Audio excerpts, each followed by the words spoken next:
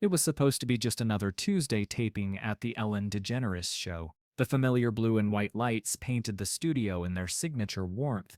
The audience was buzzing with anticipation, and Ellen was in her element, cracking jokes between segments, dancing to the upbeat music, making everyone feel like they were part of something magical. But sometimes, magic arrives in the quietest packages.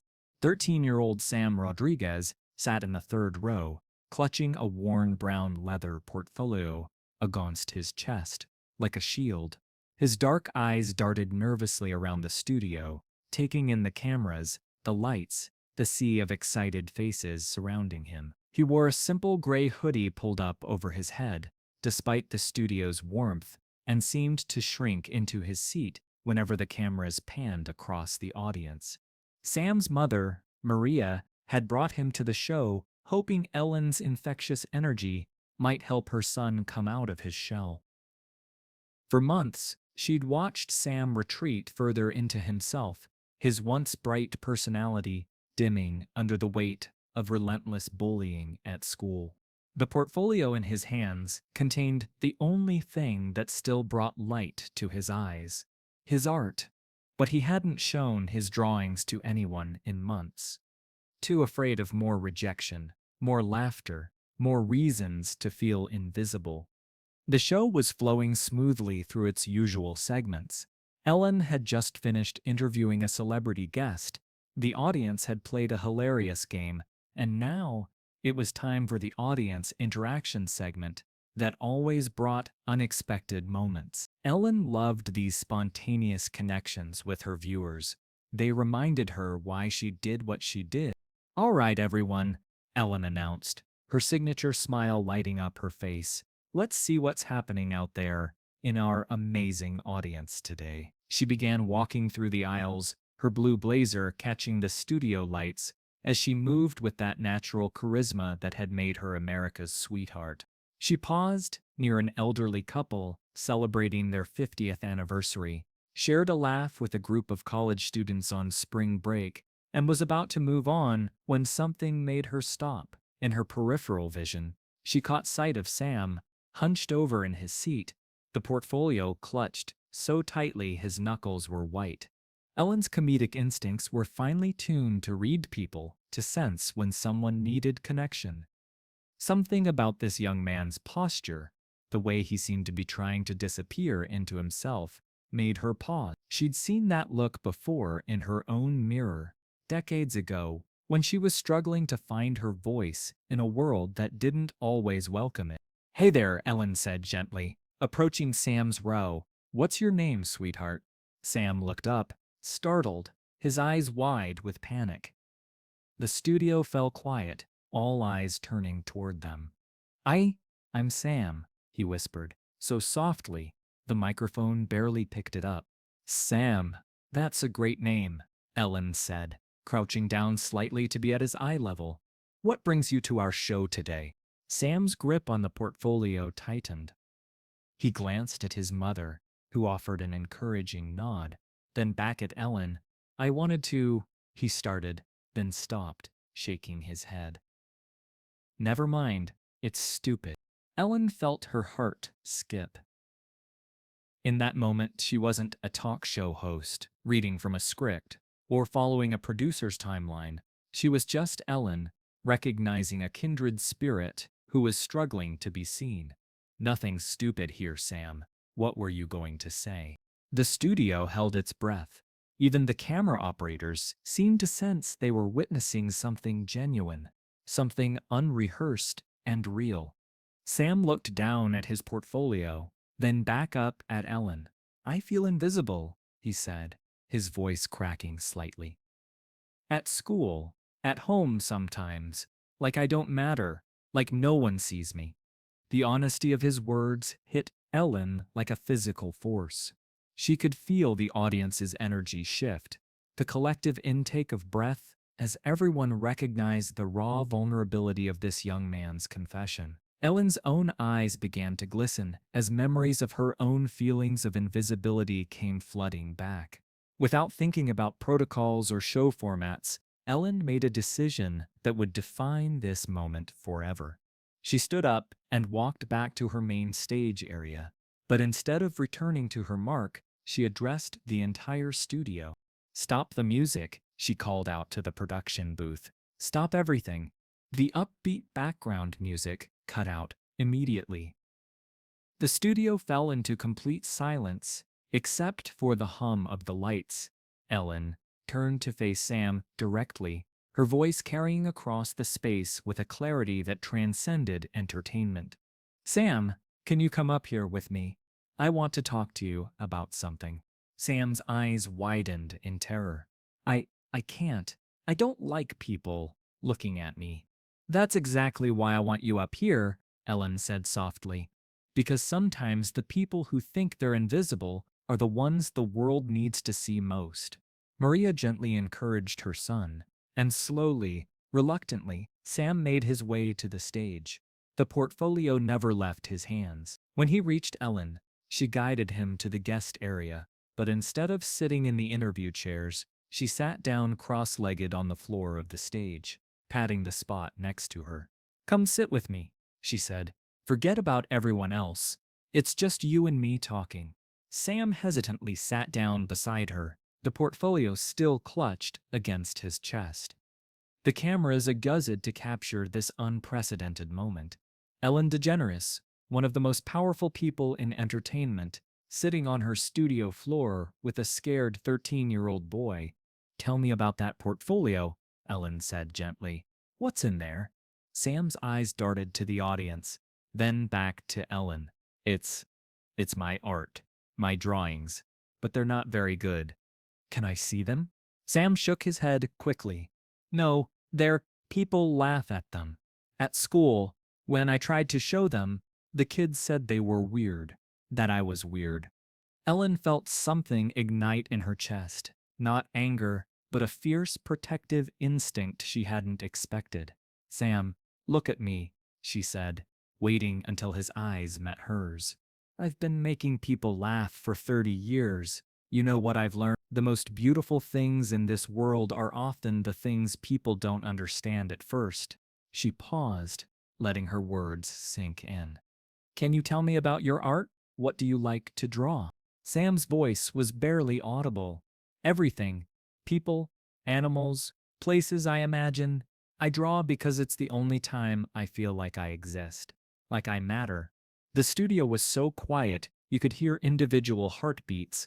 Ellen felt tears threatening, but she held them back. This wasn't about her emotions. It was about giving this boy something he desperately needed to be seen, to be valued, to matter. "Sam," Ellen said, her voice thick with emotion, "what if I told you that you're not invisible? What if I told you that right now, in this moment, you're the most important person in this room?" Sam looked at her with disbelief. "But I'm nobody. I'm just a weird kid who draws." Ellen stood up suddenly, energy coursing through her. She walked to the edge of the stage and addressed her audience, her crew, her cameras, with an intensity that transformed the entire studio.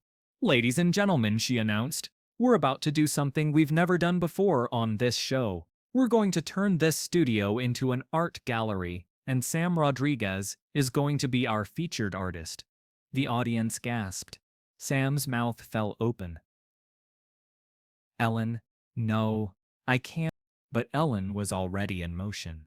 She turned to her production team. "I need easels. I display boards. I need everything we can find to hang artwork. Right now." The studio erupted into controlled chaos as crew members scrambled to fulfill Ellen's unprecedented request. Ellen knelt back down beside Sam. "You said you feel invisible. Today we're going to make sure everyone sees you. Will you trust me?" Sam looked terrified, but something in Ellen's eyes, something genuine and fierce and protective, made him nod slowly. With trembling hands, he opened his portfolio. The first drawing was of a lonely boy sitting by a window, but it wasn't just a simple sketch. It was incredibly detailed, emotionally rich, capturing not just the image, but the feeling of solitude. Ellen's breath caught. "Sam, this is This is incredible. One by one, Sam showed his drawings. A magnificent tree with faces hidden in its bark, a city seat where buildings had eyes and souls, animals that seemed to breathe off the page. Each piece revealed not just technical skill, but a profound emotional depth that was breathtaking.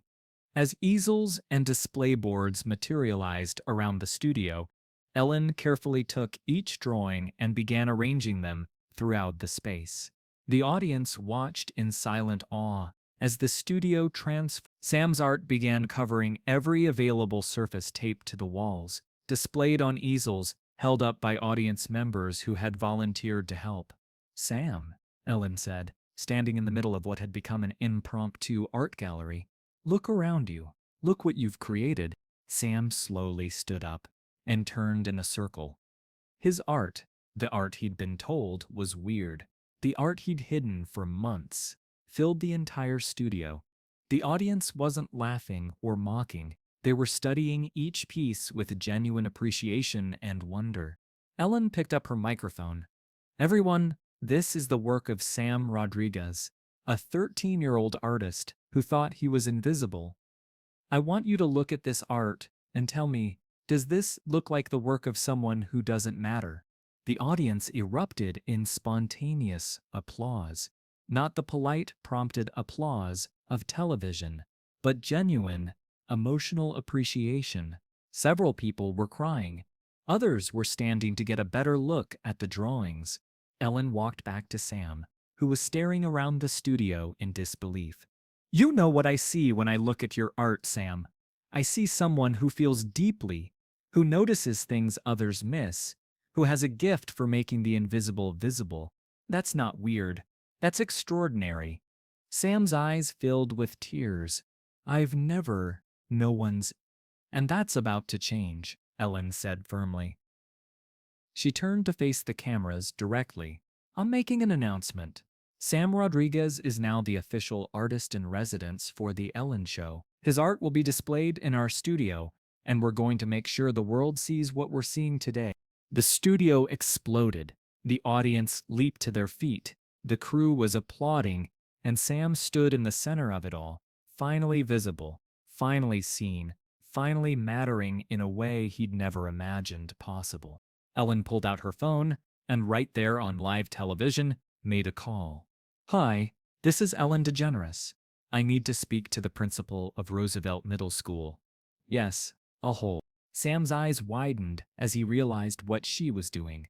When the principal came on the line, Ellen put the call on speaker. Principal Martinez, this is Ellen DeGeneres. I have one of your students here, Sam Rodriguez, and I need to tell you something. You have an extraordinary artist in your school, and I need to know, are you supporting his gift? The conversation that followed was brief, but transformative. Ellen arranged for Sam to have a dedicated art space at school, for his work to be featured in the school's gallery, and for the bullying to be addressed immediately and definitively. When she hung up, Sam was crying openly. Why? He whispered. Why are you doing this for me? Ellen knelt down to his level one more time. Because 30 years ago, I was invisible too. I was different. I was scared, and I thought I didn't matter. Someone believed in me when I couldn't believe in myself. Today, I'm paying it forward. She stood up and addressed the audience one final time. Art makes the invisible beautifully visible. Sam Rodriguez reminded us of that today. And from now on, whenever we look at these walls, we'll remember that everyone has something valuable to offer the world, even when they can't see it themselves. The show ended with Sam's art still covering the studio walls. As the credits rolled and the audience filed out, many stopped to look more closely at his drawings, to tell him how moved they were, how talented he was. For the first time in months, Sam Rodriguez felt seen. 3 months later, Sam's art was featured in a gallery downtown. His first piece sold for $3,000, money he donated to an anti-bullying organization. Ellen attended the opening, beaming with pride. as she watched the boy who once felt invisible shine in the spotlight of his own making. But the most powerful moment came after the cameras stopped rolling. As the studio emptied, Ellen noticed Sam still staring at his artwork displayed around the room. She walked over and sat beside him. "Penny, for your thoughts?" she said softly. Sam looked at her with wonder and disbelief. "I keep thinking I'm going to wake up," he said. "That this was all a dream." Ellen smiled, reaching into her blazer pocket. She pulled out a small, worn notebook. "This is my idea book," she said, placing it in Sam's hands. "I want you to have it. Every artist needs a place to capture their inspiration." Sam opened the notebook and saw pages filled with Ellen's handwriting. On the first blank page, Ellen had written, "For Sam Rodriguez, who taught me that the most beautiful art comes from the courage to be seen. Keep creating. The world needs your voice." Ellen. The tears came then, but they were different. Not tears of pain, but tears of recognition, of finally understanding that his difference wasn't a flaw, it was his superpower. Ellen's phone buzzed with a text. "Ellen, we've had over 50,000 social media messages about Sam in the past hour." She showed Sam the phone. "Looks like you're not invisible anymore," she said with a grin. 6 months later, Sam's story had traveled far beyond that studio. Schools began implementing invisible artist programs, giving creative students platforms to share their gifts. Ellen featured updates on Sam's progress, showing how he'd started mentoring younger kids who felt like outsiders. On the 1-year anniversary, Ellen surprised Sam by dedicating an entire episode to young artists worldwide. The studio was again transformed into a gallery, featuring work from dozens of kids inspired by Sam's story.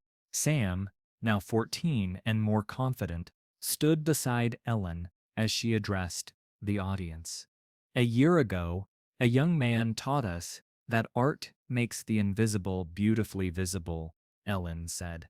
"Today, Sam Rodriguez reminds us that when we lift each other up, we all become more visible." Ellen leaned over to Sam during the celebration and whispered, "You didn't just become visible that day, Sam. You helped make visibility possible for everyone who watches you shine." Sam still has the easel Ellen gave him that day, now set up in his own art studio at home, a converted garage that his parents helped him design. And on the wall beside it hangs a photo from that Tuesday taping, Ellen sitting cross-legged on her studio floor next to a scared young artist, both of them surrounded by the beautiful proof that everyone deserves to be seen.